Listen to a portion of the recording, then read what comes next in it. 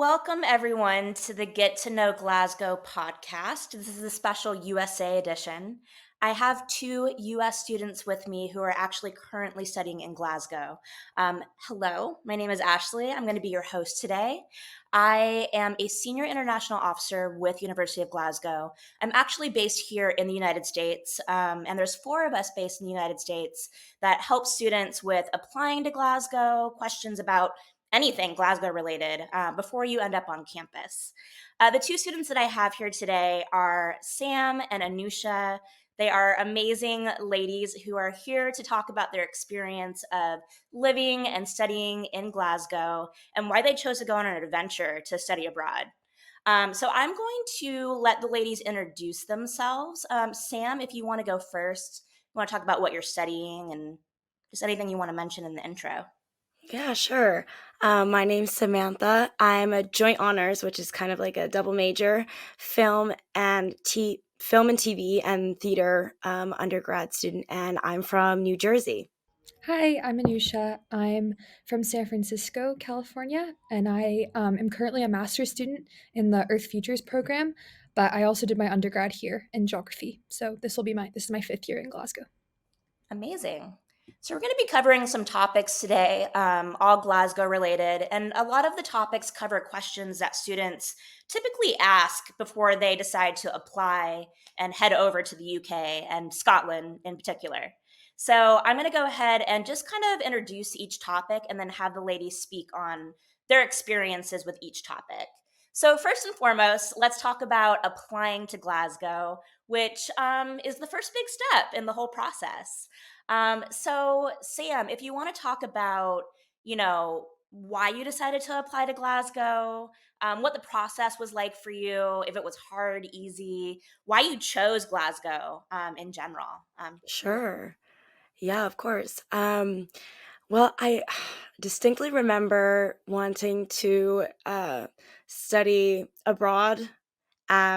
I just didn't know where, and I didn't know what place was the best. And I remember applying to all these places in like Poland and Australia and England, um, and I did most of them through just the regular U.S. College applications, like Common App. Naviance was one of them. College Board. So it was totally okay through the US college application systems, which I was kind of surprised about. The essays, I remember I had to write different ones. In the US, usually it's usually the same prompt. You just write like one college essay. So I had to write like multiple, and I was like, oh my gosh, like there's so many of them. But um, once I got accepted to a couple, I just had to whittle down, the best of the best. And obviously, Glasgow had a really great ranking internationally. It's like top 100. And then it also came down to safety. So I had it between University of East London and University of Glasgow. My dad said to me, I want you to see the world, but I also want you to be really safe. And so we ended up choosing Glasgow, and I'm really, really glad I did. Amazing. Anoosha, same question to you. Yeah, I think I'm a bit of a different circumstance. My dad is English, so I've got a British passport, and I went to an international school in San Francisco. So when I was kind of in the process of thinking about university and applying, I was pretty much completely set on coming to the UK. I applied to like two UCs, University of California universities, as like worst case scenario backup type of thing. But my main plan was to come to the UK and kind of move here and start, a career here and all that. So I applied through UCAS. Yeah, I kind of picked, I mean, probably shouldn't do it like this, but kind of looked at league tables and picked the five universities that were kind of ranked highly for kind of environmental science, geography courses. But then I also kind of factored in where I wanted to live. I wanted to live in a city, somewhere well connected, somewhere that was kind of we'll probably talk about this a bit later, but somewhere that was kind of rich in the arts and culture scene. And yeah, so then I applied to the five and ultimately picked Glasgow for tons of reasons, but I'm sure we'll get into. Yeah. Great. I think it's also good to mention to students that are watching this that obviously US students, you can apply to Glasgow via the UCAS and the Common App. So you actually have two options for applying. One is not better than the other, it's just what you prefer. So moving on to the next subject, let's talk about your life in Glasgow. We want to hear all the details of what you love about the city, why you're happy you chose it, the best student spots, that you like to hang out in, the best pubs, the best everything, restaurants. Students want to know like why you chose Glasgow more in depth and how you're loving it. And so, Anoosha, do you want to go ahead and start with why you chose? Sorry, not why you chose, but life in Glasgow and how you're enjoying it. Yeah, I think coming here as a first year, there's two kind of really unique features about the university and Glasgow in general that I think made my experience what it is and made it so great from the beginning. One, I think, is the location and the campus based aspect of the university. So we're not in the city center, we're in the west end of Glasgow, and we're one kind of main campus. The kind of positives of being in the west end is that the university is kind of just engulfed this neighborhood everywhere around the university. All the pubs and restaurants and cafes are kind of catered towards students. A lot of students work there, lots of student discounts. Everything's really centralized, which is quite unique for kind of old brick Russell Group university in a city, usually like maybe university like Edinburgh or Manchester. The university campus buildings will kind of be scattered around the city, usually within the city center. But here, again, we have our own neighborhood. We kind of have our own little space. Everything is for us, catered towards us. Getting around campus is really easy and quick. And then I think the second aspect that's really unique to us is our four student unions. Three of which, or one of which is the sports union, and two are kind of physical student union buildings, which like hold events all throughout the year, day and night. There's so much to do, especially during Freshers Week. Yeah, I think that's a really unique aspect, and I recommend like looking on social media, kind of seeing all the events that they have running all the time. Great. Sam, if you want to chime in on what you love about life in Glasgow.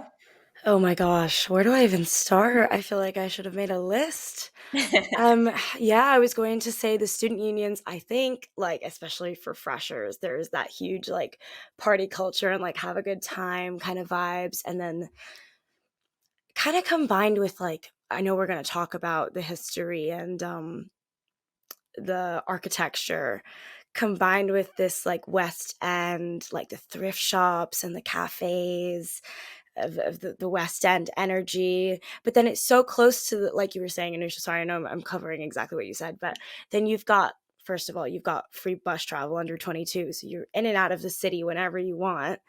Um, yeah, I think the JMS, the library is really good. I have never, okay, to be fair, I've never gone to university before, but I love our library. Um, it's literally like so many floors. There's like 10 floors or whatever. Then there's like one room that's dedicated to like shut up, like be quiet, like so you can really get stuff done, which is so lovely. But then if you're wanting like a more casual space, there's the JMS, which everybody loves the JMS. I'm covering more like undergrad stuff because there's also buildings that are centered for postgrad, like the ARC and stuff, which I think is super cool. But the JMS is super chill. There's food on the bottom floor. Then there's different floors. The floors are a little bit funky with the escalators and the elevators and stuff. But and the top floor is like the prayer room and it's super chill. And then there's also a quiet space if you're wanting more like the library vibes.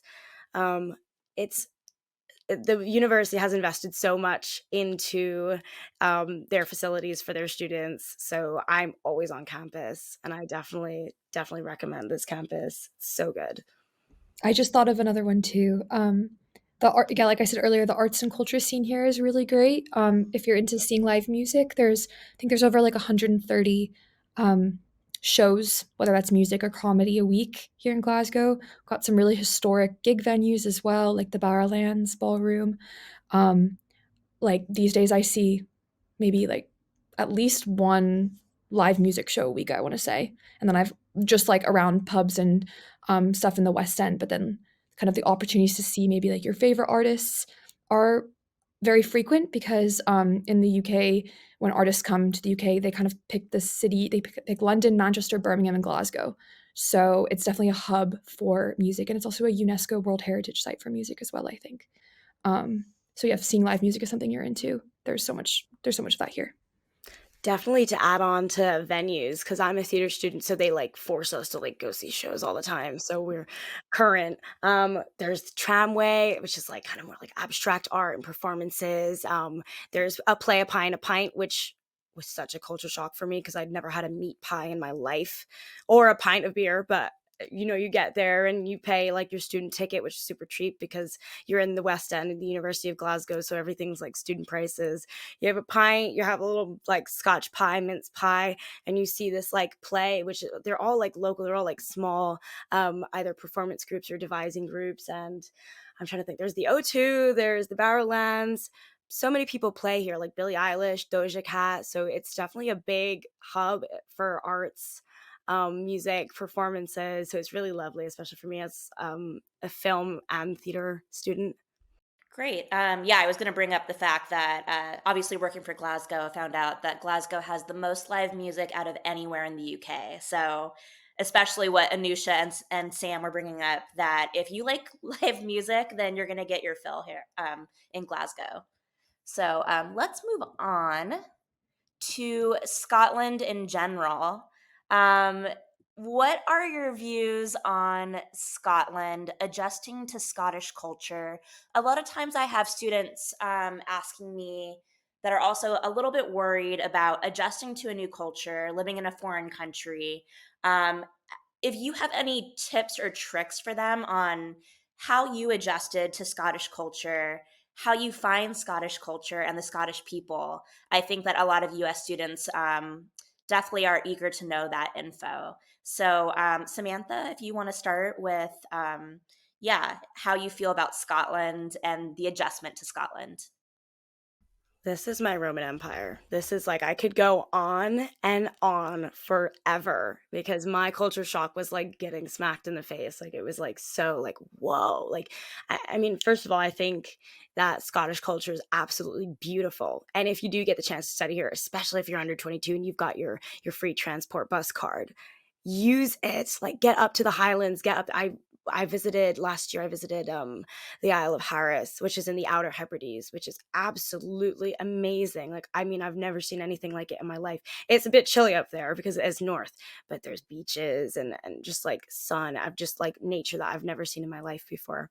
Um, so, I mean, in terms of culture shock, I've definitely got a lot of tips. I think in terms of food, Glasgow, especially like here in the West End and city center, is great because it's quite international. You're not just stuck here with one kind of food type because it's a city. Of course, it's got to be super international. For me, I'm Filipino, so it was really really difficult for me to find any Asian food that I was accustomed to. Um, and then lo and behold, they opened up this Filipino shop just near Calcadans, which was like a lifesaver for me. Um, so I wouldn't say don't be too everything is different. Basically everything is different. Not even like the things that you think are the same like Starbucks or McDonald's. They still taste different. They're not the same drinks. They're not the same like Big Mac. They all kind of taste a little bit different. Um Language is a big one. I think it took me a really long time not only to figure out the Glaswegian accent, but there's so many different ones. Even some people refer to like the Glasgow Uni accent as an accent, which is kind of like an English-y like kind of tinge. Um, but I mean, you'll figure it out if you've lived here for a bit. You'll figure out how to understand people. I think if you're staying for the summer, it's a beautiful summer here. It doesn't get super, super hot. So maybe if you don't want a boiling summer, definitely stay here. Go to the fringe. There's so many culture shocks. I could just go on, but you'll definitely get the hang of it. So And Anusha, same question to you. How did you feel about adjusting to Scottish culture?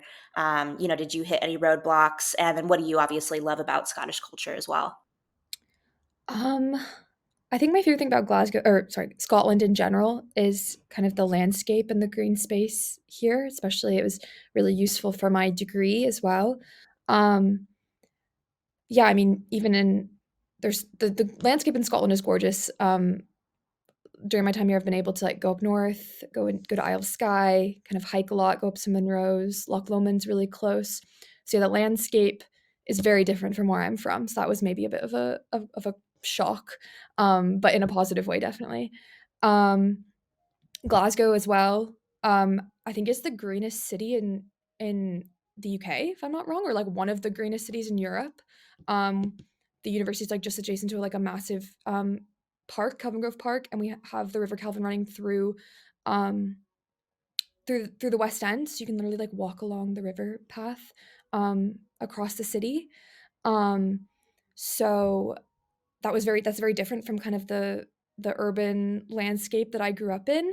But I really enjoyed that aspect of it. It feels a lot greener than a lot of places in the U.S., even San Francisco, which is really green.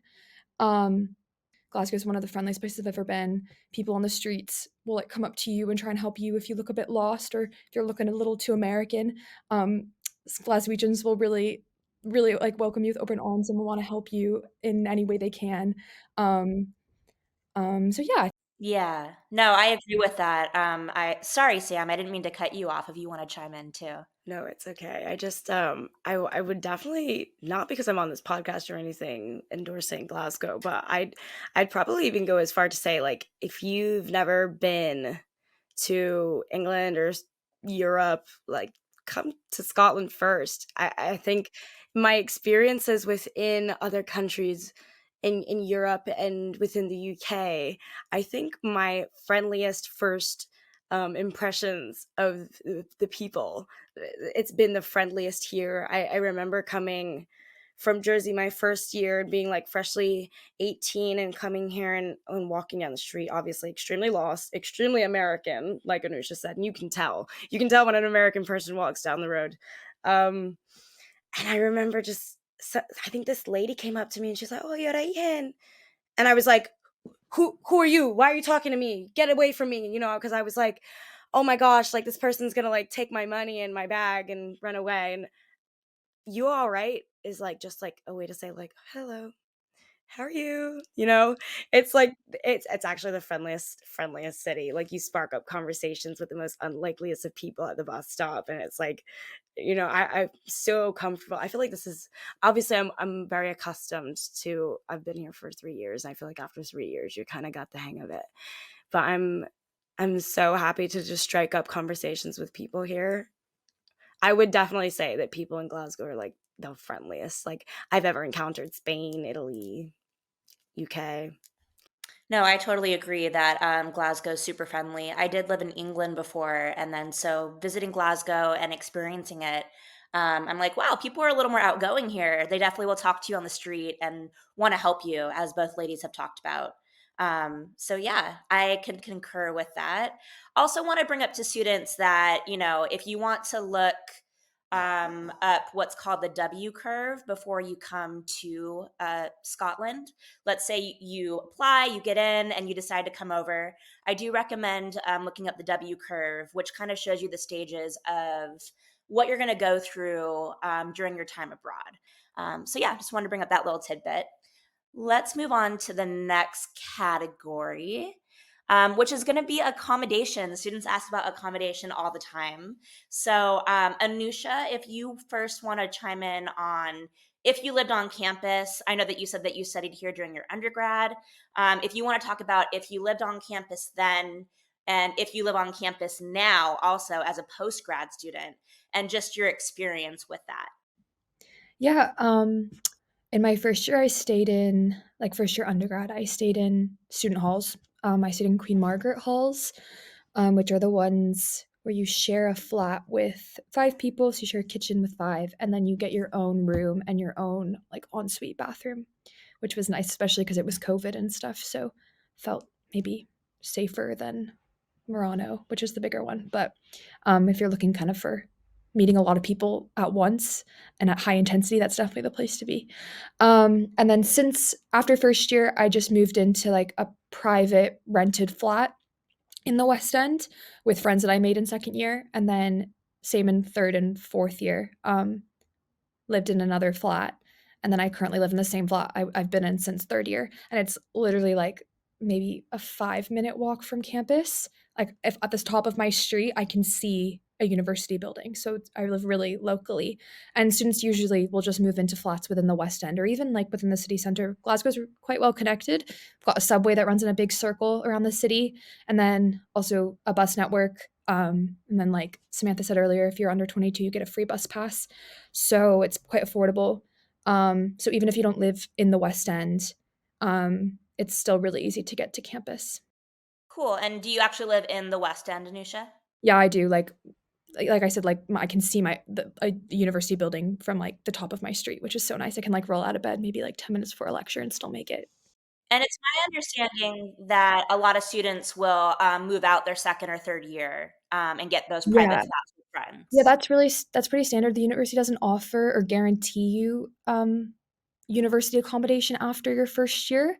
You can apply for it, but it's really unlikely that you'll get it. And it's also quite like students want to live with their chosen friends. I don't want to necessarily live in a flat Yeah. where your flatmates are assigned once you're kind of established, you're and have made a friend group. Um, but for postgraduate students, if this is your first year in Glasgow, a lot of first year postgraduate students will stay in student halls, just because it's kind of like easier to find than in an unknown city that you don't know anyone or anything about. Especially if you're American, you need a UK based guarantor a lot of the times for private flats. So if you don't have that, um, staying in university accommodation your first year of your postgraduate degree is quite helpful. Also meeting people, kind of like built in friends if you live in halls. But because I have already been here for 4 years, I just kind of stayed with the friends already had in a flat that I already had. And because students ask about private accommodation quite Mhm. often, like postgrad students, can you just talk about any websites you've used to find private flats? Yeah, like Rightmove is probably the main one. It's kind of like Zillow in the US, I think. Or maybe Zillow is just for buying properties, but Rightmove, there's a filter for just renting properties. There's a website called Spare Room as well. So if you're just looking for kind of a room in a flat that's already kind of established, you don't want to like look for a flat yourself. That's a really good website too as well. Okay, and Sam, what about you and university housing? What was your experience? And do you still live in university housing? Yeah, my experience was pretty similar to Anusha's. I lived in student apartments, which was really nice because it was literally like right next to the library. um, yeah, I lived first year was student accommodation, and then I moved out for second year and third year, and I'm actually moving out again for I think I just want to like I'm already in private accommodation, which I think I found it was either Zoopla or On the Market are two other really good websites for finding flats. But I'm looking for a little studio now because I want my own like privacy, private moment. Um, I think it's also really important to say that one of the student accommodations are catered and the rest aren't. And I didn't know that, so I had to learn how to cook real fast. Which is a Um, good life skill. it taught me so much. And But just yeah, to say because that in the UK, usually most accommodation is self-catered. So yeah, that's just a standard UK thing. I think it's a good introduction to real life. I think that the US should also do that. So that's my yeah, opinion.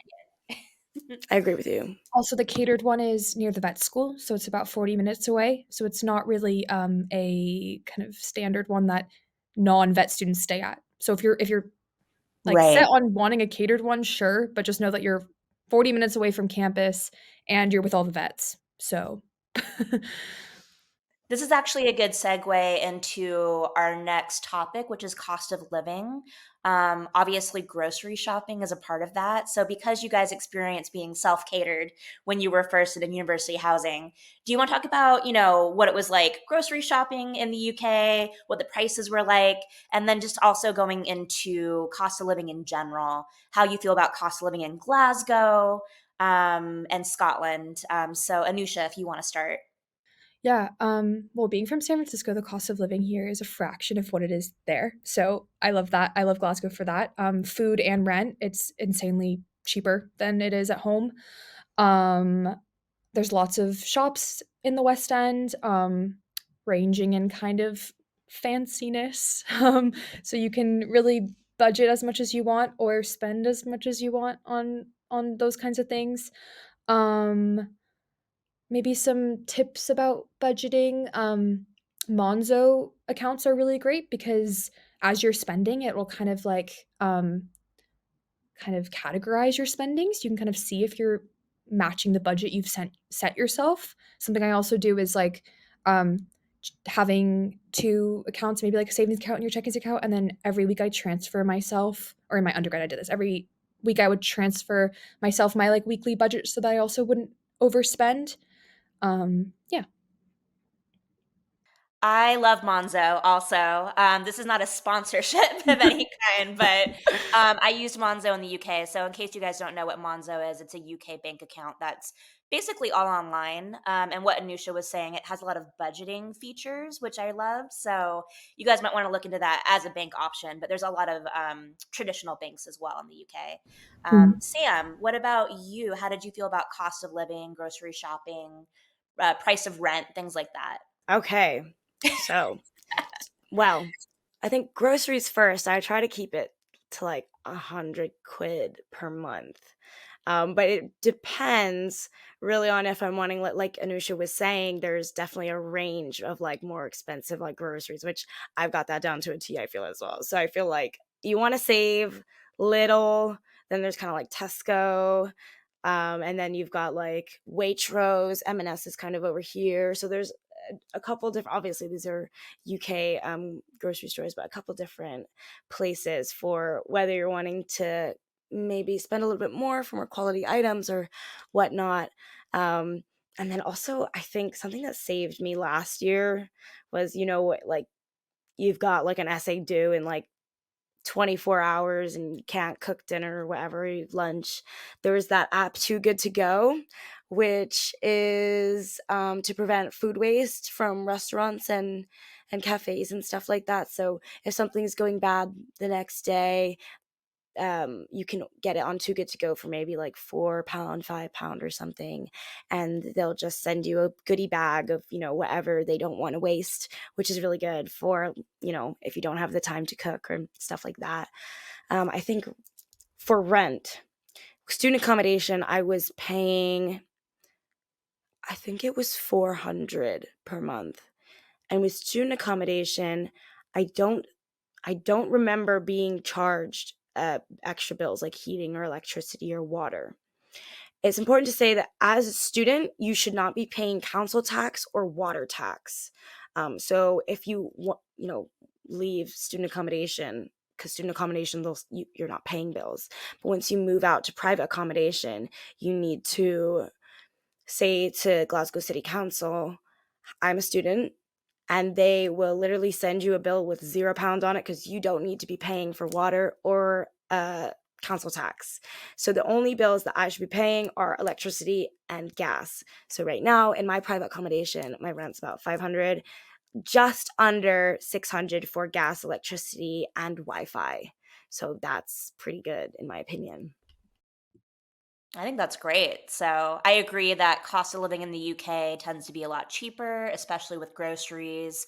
Also, phone bills I found to be way, way, way cheaper than the US. So, yes, thank you, ladies, for commenting on that. Um, so a lot of students ask about healthcare. Obviously, healthcare in the US is a tricky subject. And so a lot of students are wondering, like, how do they get healthcare in the UK or in Scotland? Anusha, can you talk about the healthcare system and if you've had to use it yourself for anything and your experience with that? Yeah, well, it's free, which is really nice. Bit of a switch up from home. Yeah, you can register with your local GP. So if you live in the West End, there's a few around here. A lot of students will register with the one on campus. Um, with that, that's like your general practitioner. And then if you need kind of um, more specialist care, then you can get referred by your general practitioner to other specialists. The wait time can usually be quite high for those. You can go private and pay to kind of expedite being seen if you kind of that's necessary for you. Um, but usually, kind of just for general stuff, the GP will take care of that. What's really great here too is that you can get same day appointments, which is a bit different than home. So you just kind of call at 8 a.m. when they open, and then they'll usually assign you an appointment on the day. Same with prescriptions. Prescriptions are free in Scotland, which is really great. You can also kind of get basic things just through a pharmacist. You don't always need to go to the GP for that. Um, and then of course you've got like the hospitals around here for emergency rooms or A&Es if you need that. Yeah. And Sam, do you want to add anything about, using the NHS healthcare? Yeah, I think it's Anoosha, you probably get your NHS for free because you said your dad is a British citizen. Because Oh, do you have to pay? I have paid, which was for Have you four. paid for like private like services No, no, or no, just no. oh, okay. Not a So citizen. just to clarify really quick, US students will pay the healthcare surcharge when they apply for their visa. So it is good to have both students here because if you are a UK, if you're a dual citizen of the US and UK, then you'll get healthcare for completely free. If you are a US student that does not have citizenship in the UK, then you just simply do a little surcharge, a little fee on top of your visa application. It's not too crazy of a fee considering that you'll be here maybe all 4 years or 1 year, and it's something that we can kind of go over if you guys have questions about that via email. If you want to talk to me about that, I can go over it. But so just talking about like study options in Scotland, just because some U.S. students are not familiar with the fact that postgraduate degrees are 1 year. If you just want to talk about Anoosha, if you want to start with the fact that like your degree is 1 year, how you feel about that. I also was talking to you earlier, and you were talking about how you're doing sort of a work placement. If you want to kind of bring up your experience with your master's degree in the UK. Yeah, I really like the fact that it's 1 year. It's 1 calendar year though, so I don't get the summer off. I kind of do my thesis dissertation over the summer. But kind of the first semester, which is we call it 3 semesters because the first 2 semesters kind of follow the traditional undergraduate term time schedule. So semester one for me, which runs from September to December, is really teaching heavy. I'm in class more than I was in my undergraduate degree. So a lot of face-to-face contact hours, small class sizes as well. In particular in my master's programs, depends on the school your class sizes, but smaller schools like the Geographical and Earth Science school are quite small class sizes. And then at the start of the second semester, which is after the Christmas break, I do start a work placement on top of my kind of academic workload. I'm doing that with CFAS, which is kind of an environmental branch of the UK government. And I'm doing kind of like a research role for them. And then, yeah, like I said, in the third semester, which is over the summer, is when I work on my dissertation and submit that in September. And then I would September 2025, and then I graduate December 2025. And did University of Glasgow help you with the work placement? Yeah, so they kind of have connections with all these NGOs, government organizations, companies, and then you kind of write an application based on your interest, but to the university, and then they kind of assign you one, and then you then apply to that placement. So yeah, it's definitely like found for you. You don't have to go off and find your own placement. Cool. And Sam, you're doing an undergrad degree. If you want to talk about your experience with the 4 year undergraduate degree in Scotland and just your feelings on that. And also, did you take advantage of the study abroad year at all? Or are you staying in Scotland all 4 years? Right. Well, I suppose I don't really have anything to compare it to because as soon as I turned 18, my first year of university anywhere was here, which I'm really glad I made that decision. Um, I wanted to apply for study abroad. I wanted to apply to New Zealand, and I helped a lot of my friends. They applied to Australia, and every single one of them got in. Yeah, I didn't get in, unfortunately, but it was quite a fun process and experience. They're quite supportive. I think for study abroad, they have a lot of like it's constant like communications, consistent reassurance between the people that study Glasgow University study abroad, your advisors, and then you even get students who will give you their example applications and stuff like that. So, I mean, who I would recommend to anybody anywhere, even if you don't really want to go, like go study abroad, like if it's a year or a semester. Um, just take the opportunity to see the world. Why wouldn't you just do the application? It's going to take like a day or two extra. It's fine. Um, but I'm not too upset that I didn't get into New Zealand because I'm already living my study abroad dream here for 4 full years. Great.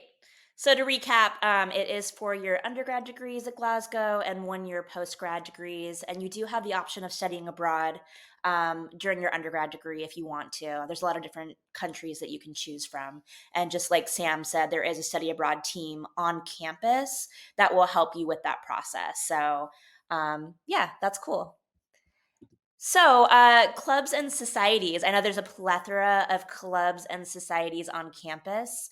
I wanted to know if you ladies are a part of any clubs and societies and if you could talk on that, or if you have any friends that are a part of any of them and their experience. Anoosha, if you want to start with that.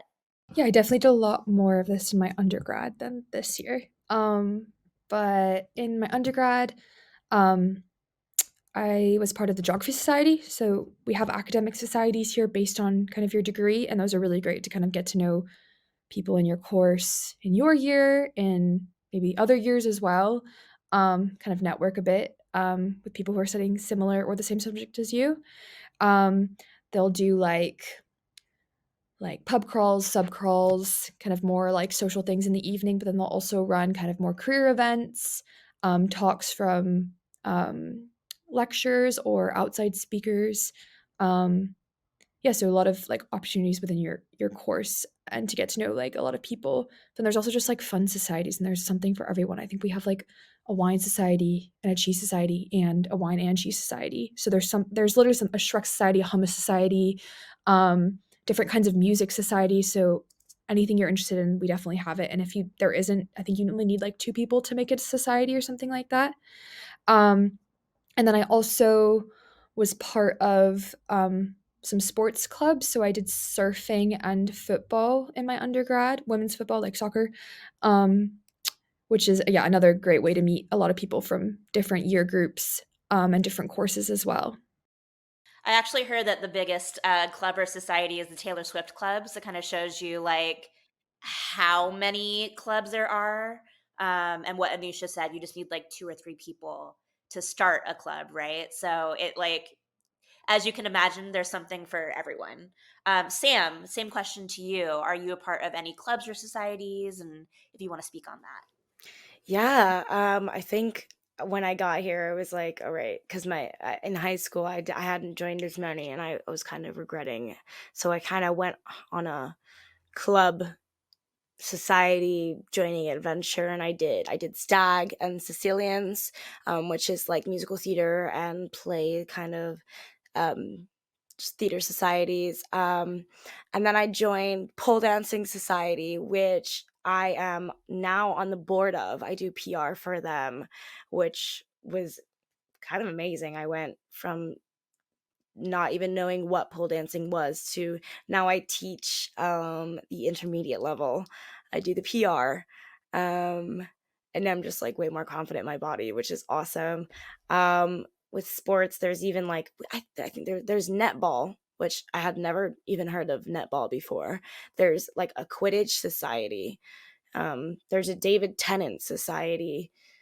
My roommate does philosophy and chess, which in philosophy I think is quite like debatey. It's very philosophical debates. And then in chess, she'll, in the evening, she'll go to chess society, or they'll go to a pub, they'll have a couple pints, and they'll just spend the evening, getting a little drunk and playing chess, which I think is very West End. Um, yeah, I think I could go on and on. Honestly, the best thing to do is view them all on the SRC website, just because there's hundreds. I mean, it's better if you, yeah, they're like listed alphabetically. There's definitely like at least 300, I think. I'm not sure. Yeah, I think that's an excellent way to, especially when you first move to Glasgow, to get plugged into campus and meeting people. And if you're overwhelmed at all when you first move abroad, and I think people, students are going to be overwhelmed just starting college life in general, university for the first time. So I think clubs and societies is like one of the best ways to sort of meet people and get plugged in. And it sounds like you both took advantage of that. So well done there.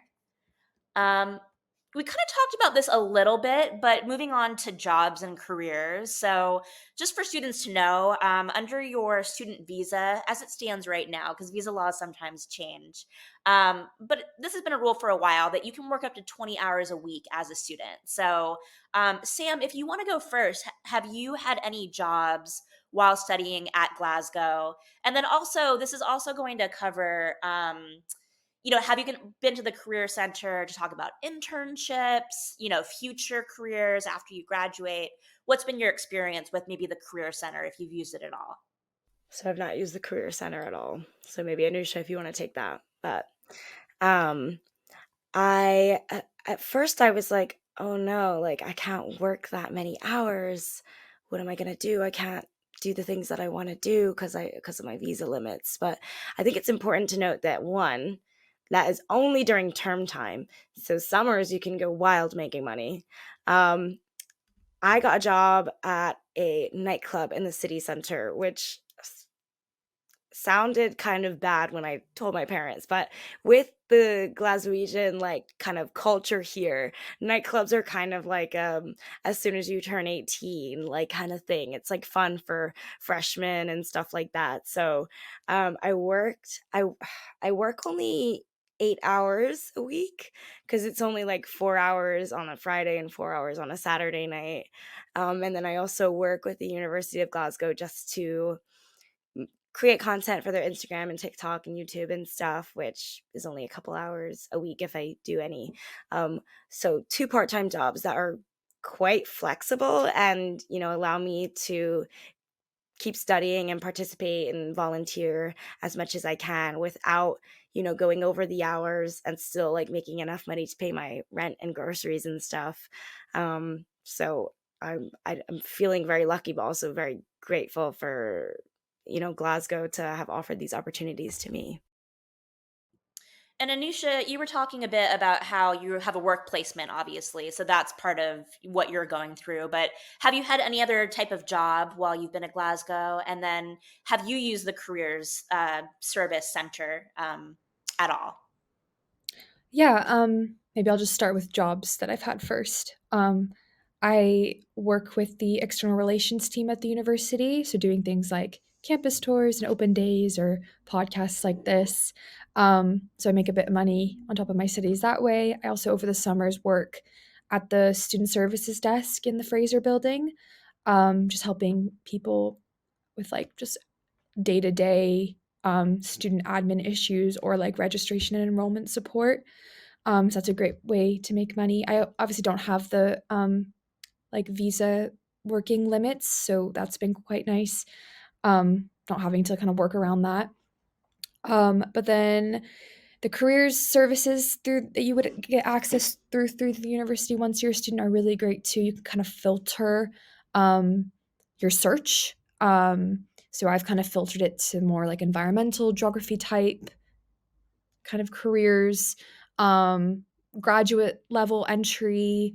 You can kind of filter the location too. So even if you get maybe wanting to look for a job, a post grad job not in Glasgow, you can kind of filter that to other cities as well in the UK.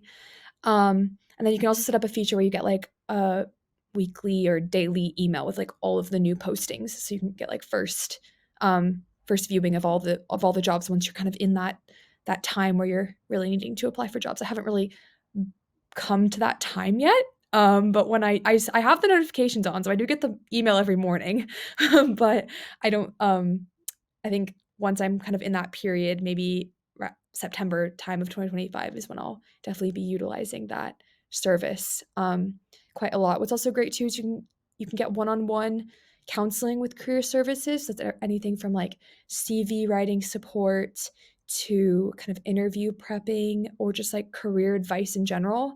There's a whole team dedicated to that. Also, when you're a post grad, there's a specific like careers officer that's dedicated to your school, which is really great. So, part of my like placement course, um, every Monday or every other Monday we have a time slot open for that, where that career staff member will come in and kind of be there so we can ask questions, or she'll run sessions on like CV writing or interview prep, that kind of thing. So there is a lot of support. Um, if you're wanting it. As an undergrad, you kind of have to go looking for it and ask for it and sign up for it, but as a postgrad, it's kind of a bit more in your face. And did you both look at content before applying to Glasgow, and was it helpful for you? Yeah, for sure. I found like the accommodation videos quite helpful. I think mine was like the ones that were up. I mean, when I was applying, were kind of like tours of each accommodation, or kind of like superlatives of who should stay at which one, type of thing, which kind of helped me get a feel about which one would be best for me. Other than that, I think just like um, yeah, like the union, the three unions, the sports union, the Queen Margaret Union, and the Glasgow University Union Instagram pages, and Facebook as well, are really great for just seeing like what events are on.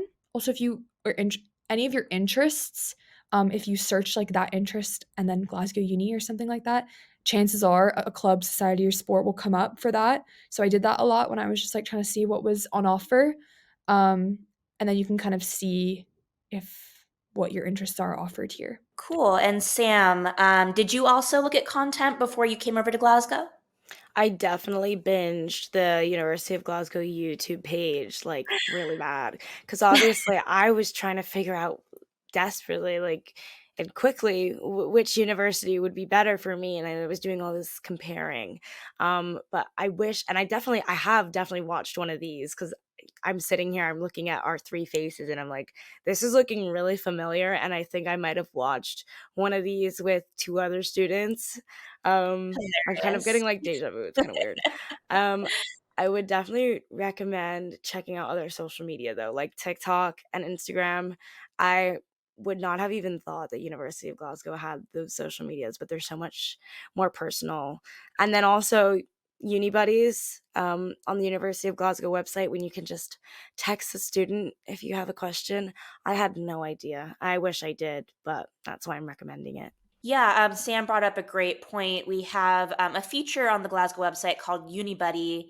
If you're having a hard time finding it for any reason, if you just type in to Google "chat with students at University of Glasgow," it will pop up, and you can just talk to students, like a little chat feature, so you don't have to talk on the phone or anything, and just ask them, their honest opinion about Glasgow, and why they chose Glasgow and that sort of thing. Any closing statements you ladies want to bring up about Glasgow, talking to students that are deciding between different Scottish universities or between US universities and Glasgow, or deciding between different countries in the UK? I do think people go where they're meant to go, but anything that you can tell people about why they should choose Glasgow? Any closing statements, Sam, if you want to go first? Oh, this is gonna be so cringe, but Glasgow's marketing is that one phrase, "People make Glasgow." And I kind of rate that. Like, I am very much, I know it. I think, I mean, I assume that people from Glasgow here are like, "That is so cringe," but that is so real. It's very much an experience. Like, you can go to a university for a great degree, yes, 100%, and you can also come here for a great degree because it's within the top 100 universally, internationally. But if you want to come away with a good degree and an amazing experience and 4 or 5 years of great stories to tell, and also becoming quite well rounded and well traveled, then I would say come here. And Anoosha? Yeah, I think Sam's really right in the fact that the sense of community here is really great and really strong, and the people here are great. I also think that like it's all fun and games if your university is great and your course is great, but what are you going to do if you don't love the city that you're in? And I feel like Glasgow has the best of both worlds, a great university and a great city. I love living here. There's so much to do. There's always something on. Um, and I think it's a real testament to how great the city is that a lot of people just end up staying here, even if they're not from here. Like, I'm definitely going to be looking at staying. Maybe I'll go and come back, but I definitely feel like Glasgow's become my second home, and I definitely want it to be a part of my life for the rest of my life. It is cool to bring up for students to know that as it stands right now, there is a post study work visa that students can apply for. So, if you're wanting to stay in the UK, there is that option, at least as it stands right now. But yeah, that was our podcast today. Thank you both ladies for joining and talking about your experience with Glasgow. I do think it's an underrated city in the UK. People don't know a lot about it. So, I hope that this gave some more insight to students on what Glasgow's like and how cool it is and how people should go for a visit or go onto UniBuddy and just talk to some students to ask some questions. It is a really really cool city to be in. This podcast, the Get to Know Glasgow podcast, there's a whole season of this, so if you guys want to check it out, you can look up other episodes. It's available on Spotify and also Apple Music, so you're able to find those podcast episodes there. But yeah, thank you again, ladies, for talking about your experience. And yeah, I think that's it for today. So thank you everyone for tuning in. And again, there is a full US team in the USA. We're here to help you with questions as well, of course. That's our job. So if you go to the USA page on the Glasgow website, you'll see all of our names and emails if you have questions about anything application related and just getting over to Glasgow. So, from us and the ladies here, we want to say thank you and goodbye. And thanks for Thank tuning in. you. Bye. Bye.